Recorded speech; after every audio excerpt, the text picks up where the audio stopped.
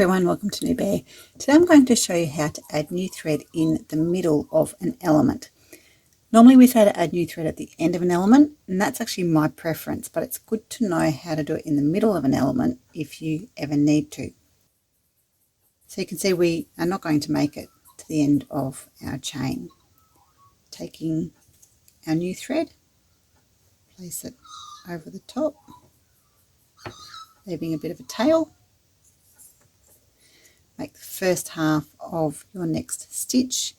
We're going to run our old thread through the loop with our new core thread and pull that stitch up. Make the second half, do the same thing.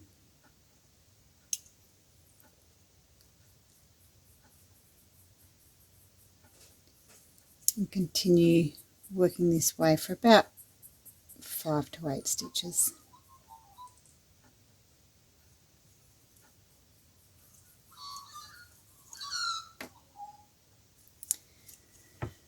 So we need to be careful not to pull our new core thread as we work, or our new tail can pull right through.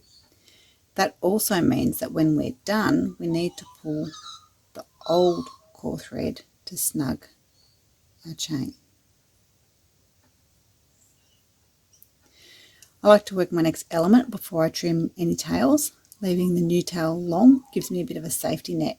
This is still very easy to pull out, so if for whatever reason that were to happen, it might not pull all the way, but if I trim it and it pulls, I could only have a couple of stitches at the end holding my tail, and that's not very secure. It's likely to come undone. So leaving the tail long while I work the next element means I can pull it back if need be, and I still have enough stitches securing the new tail. I also like to tap over the old tail when I work the next element, just to have it that little bit more secure.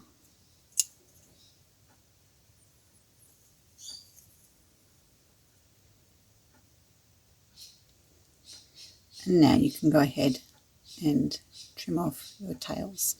I find that pulling the tail up to the top of the stitch helps to get rid of that ridge through the chain.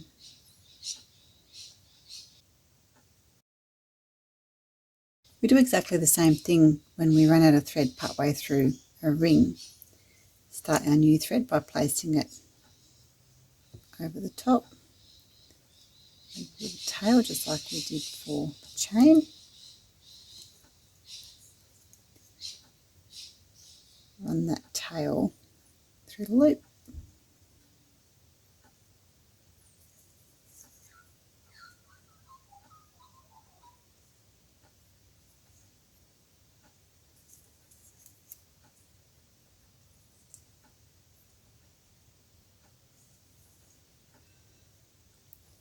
Completing our ring, we want to pull the old tail to close our ring. Pulling our new thread will pull our tail, our new tail, out. So taking the old tail, close your ring.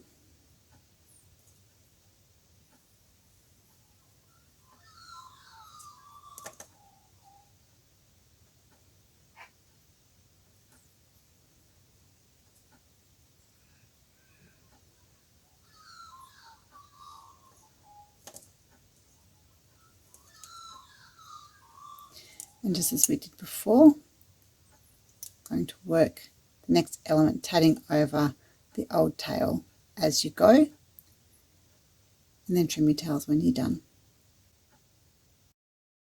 Before we completely run out of thread for our chain, we're going to place a magic loop in the next 5 to 8 stitches.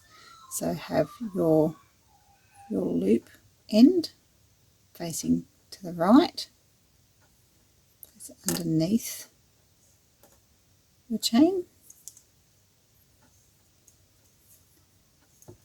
Don't include it in the first half, but include it in the second and just run it through that loop. So just like we do when we're putting magic loops in our normal tatting. So again, there's links in the description box if you need help or more help with the magic loops. Now again, this is where loading loops come in really handy. You can see I don't have a lot of thread left, but I have enough to wrap my hand, and when that's getting low, I've got the loading loop to get me that little bit further. So we'll just put this magic loop in, and at the end I like to have the first half include the loop. Fold that loop to the back so it's out of the way, and work the second half.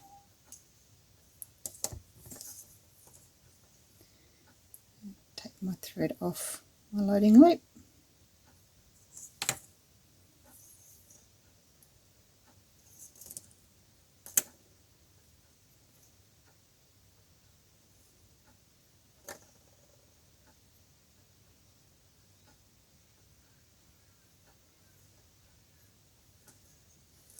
Taking our new thread, leave a bit of a tail, wrap your hand for your chain, place your work over the top. Just going to trim that a little bit so it's easier to work with.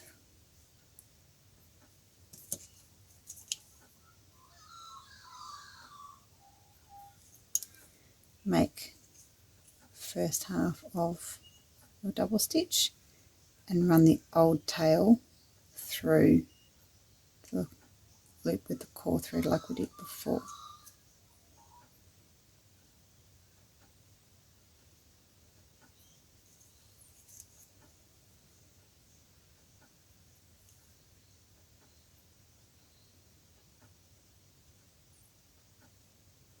You might need to pull the new tail a little bit to snug that stitch properly because it's not really secured yet.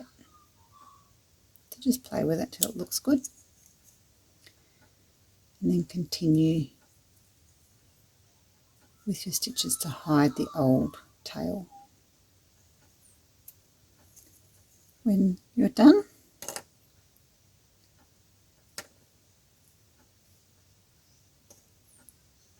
we're going to turn our work over and run that new tail through our magic loop.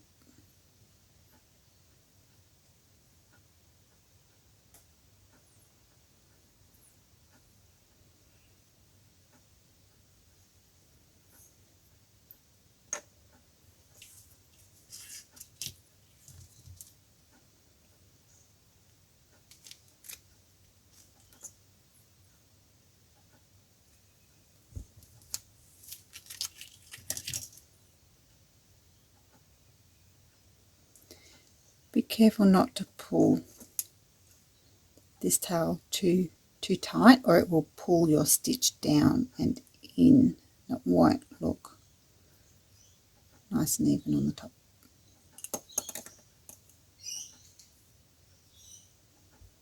Now we can go and trim our tails.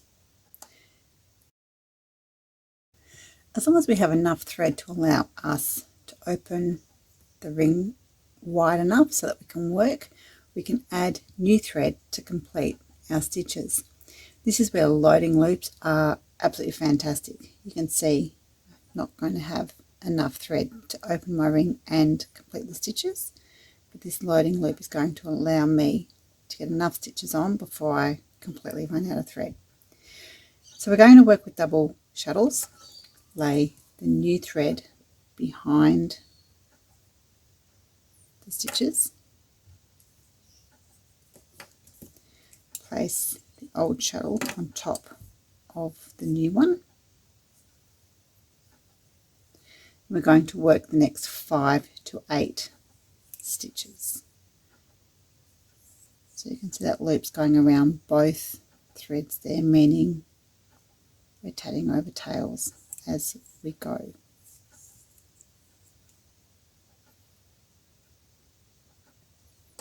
Dropping shuttles, I'm going to take my old thread off the loading loop and drop that tail. Now if you go to open your ring up any wider, be careful you don't go too far. We haven't got much tail left. We're going to continue our stitches with our new thread.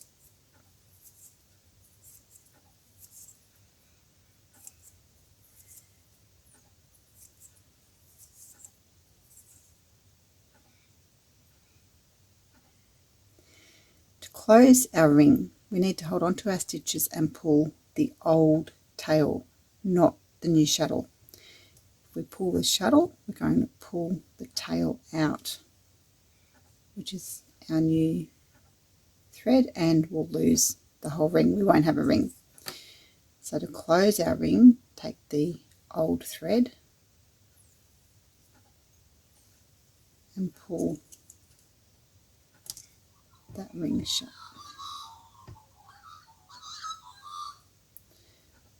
Work the new thread back and forth at the same time.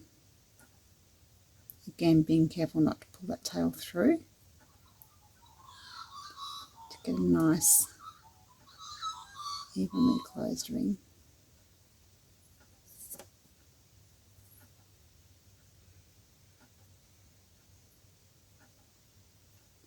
So you might have to play with it a little bit.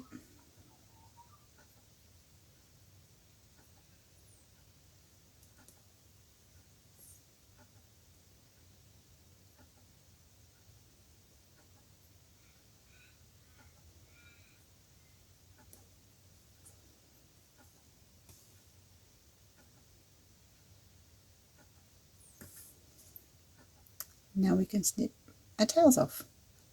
That's it.